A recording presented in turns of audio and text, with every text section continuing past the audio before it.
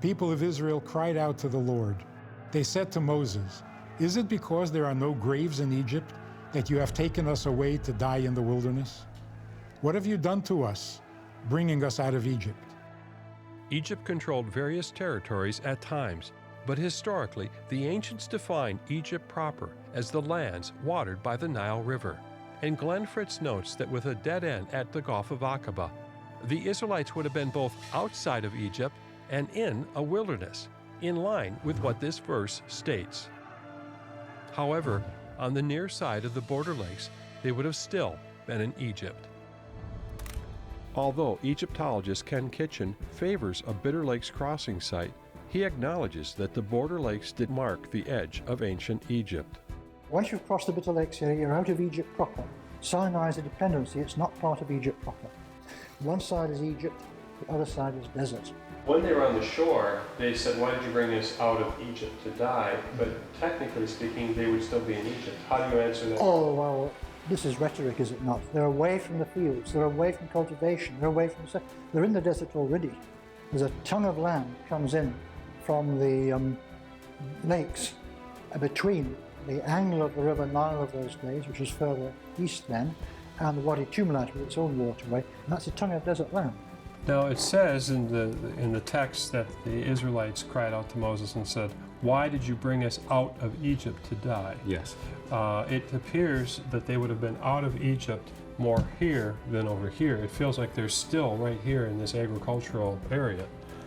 Well, I'm not sure about that, because if you say, "Why did you bring us out of Egypt to die?" I mean, that could be the sense of, why did you take us out of here in the first place? It doesn't mean that they're out already. Mm-hmm. They're actually on the border of Egypt here. I mean, it's all about, you know, why have you led us here in the first place? The out of Egypt part is just about them leaving Egypt. It doesn't mean they're actually physically out of Egypt by then. We know very clearly that they were out of Egypt at the crossing.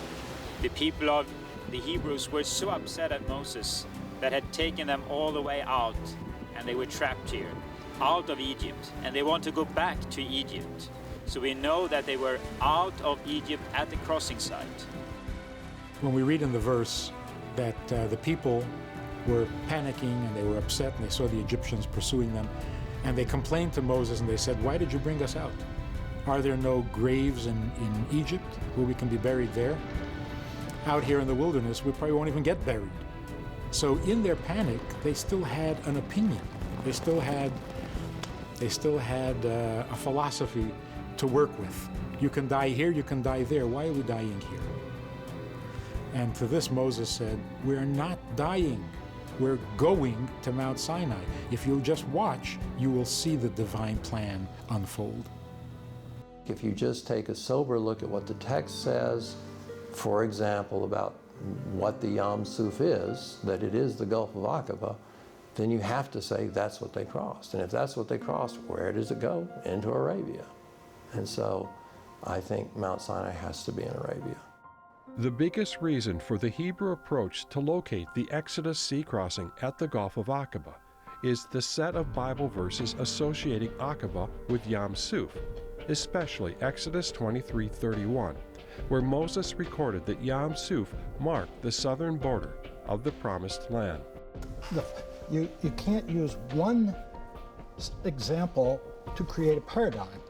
Okay, right. I think that's one of the issues that I'm taking with I see what Fritz. you're saying. I see. So first of all, let's be clear.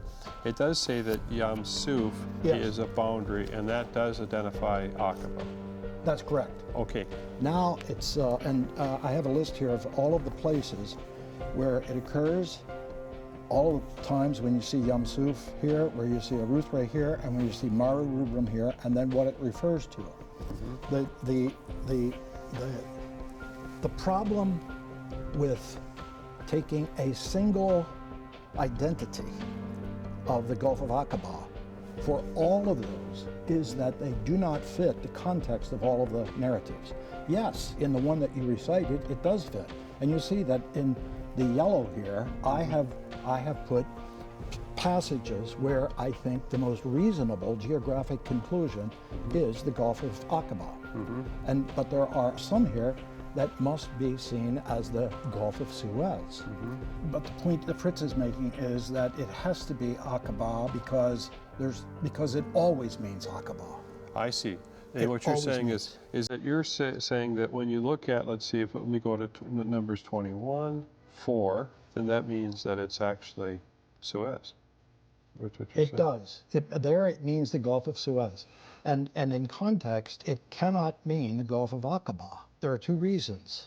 Both of them are biblical, and both of them are ignored by Fritz, and one is addressed by Dwayne Garrett. But these must be, these passages here, let's say Exodus 23 and so forth, these are only 3 or 4 days after the Exodus event, but the Israelites in context, but as soon as they get to the other side of the river, they're in the desert of... You mean the other side of the sea? Other side of the sea. They're in the wilderness or the desert of Shur. We're going back now to other arguments that require a Western location. However, these two reasons are separate points of debate that Glenn Fritz covers in detail in his book. The question here is, do the verses on Professor Beitzel's list, such as Numbers 21:4, really show a Suez location for Yam Suph as claimed? This verse is actually on Glenn Fritz's list of the only 7 verses that give a clear location for Yam Suph, all pointing to the Gulf of Aqaba. In the Bible, the location of Yam Suph is also linked with Edom, which is here in the mountains of modern western Jordan. This same Yam Suph cannot simultaneously be associated with Egypt 170 miles to the west. And Edom is located very close to the Gulf of Aqaba, and therefore Yam Suph here refers to the Gulf of Aqaba.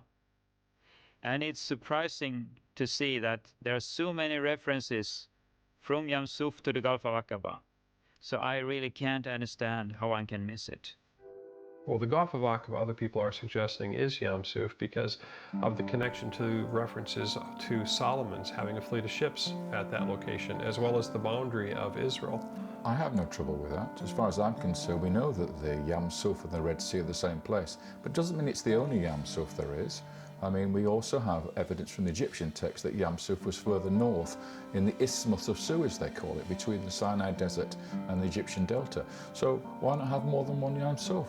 Because it would be confusing, I think, if you were using geographical names to tell you where to go. If you had multiple ones, how would you know where anything was? If you said, meet me over at Yam Suph.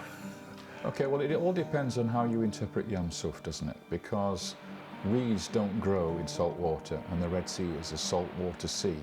So it can't mean reeds really in that context. It must mean something else. However, it's very possible at the northern end of the two gulfs, the Suez Gulf and the Aqaba Gulf, that there were reed swamps there originally. So perhaps the name comes from people coming towards the Red Sea through these swamps, and that's why it became known as the Reed Sea. The term Yam Suph is used for kind of everything all over the Gulf of Suez, Aqaba, and the Red Sea proper. So it's a term that's kind of migrated around a lot. But the strict definition of the term Sea of Reeds, the best match is Lake Manzala. Egyptian text mentions Patufi, or the place of reeds, somewhere in the Nile Delta. But this would only give evidence for the biblical Yam Suph being one of the border lakes if Yam Suph did, in fact, mean the Sea of Reeds. But that is a disputed point. Even if only one Bible verse placed Yam Suph at Aqaba, it would show that it didn't have to mean a marsh lake near Egypt.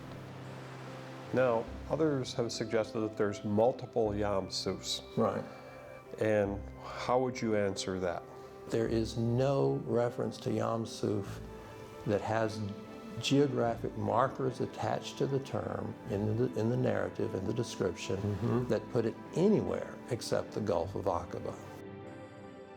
When you look at the wilderness journeys of Israel, you find it's a very specific geographical region that constantly appears on the border of Kadesh to the south of it. And I think a scholar would have to be really stretching it to try to justify alternate locations. Yeah, because I mean, I've talked to a number of scholars now that are putting Yam Suph as a border lake in Egypt.